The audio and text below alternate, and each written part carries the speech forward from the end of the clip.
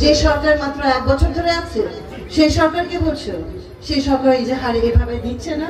প্রত্যেকটা জিনিসে এখানে যারা এগুলা দেখেন তাদের মুখ থেকে শুনবে, এখানে যাদের শক্তি থাকে তারা অপশক্তি ব্যবহার করে করে, এখানে সরকারের বিষয়টি নয়।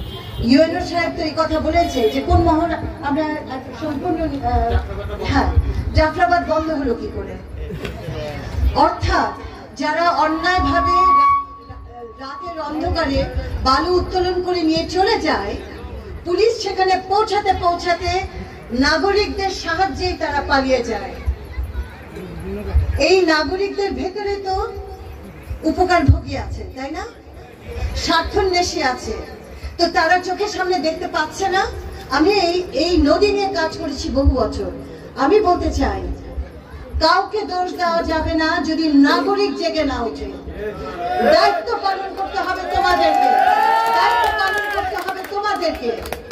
কয়টা পুলিশ আছে আমার কোটি কোটি জনগণ আছে, আমার কয়টা পুলিশ আছে, আমার কয়টা অফিসার আছে।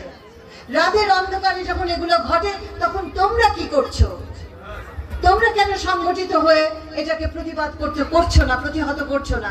আপনারা নিজেরা এই খবরগুলো পেয়ে পুলিশকে মোবিলাইজ করি, ইউএনওকে খবর দিই, এবং তারা পৌঁছাতে এই জনগণের মধ্যে থেকে তাদেরকে খবর দিয়ে দেওয়া হয় এবং তারা পালিয়ে চলে যায়। তাদেরকে 5টা খনন করার পারমিশন দেওয়া হয়, তারা 50টা করে। আমি যেটা বলতে চাইছি আরেকবার রিপিট করি, যদি প্রতিটা মানুষের ভেতরে এই দেশে দুর্নীতি করার প্রবণতা, অন্যায় করার প্রবণতা এবং লোভ সংবরণ করা যদি না করা হয়, তাহলে এই অন্যায়গুলো হবে এবং স্বয়ং ফেরেশতা নেমে আসলেও পারবে না ঠেকাতে। কারণ জনগণ তো থাকছে না।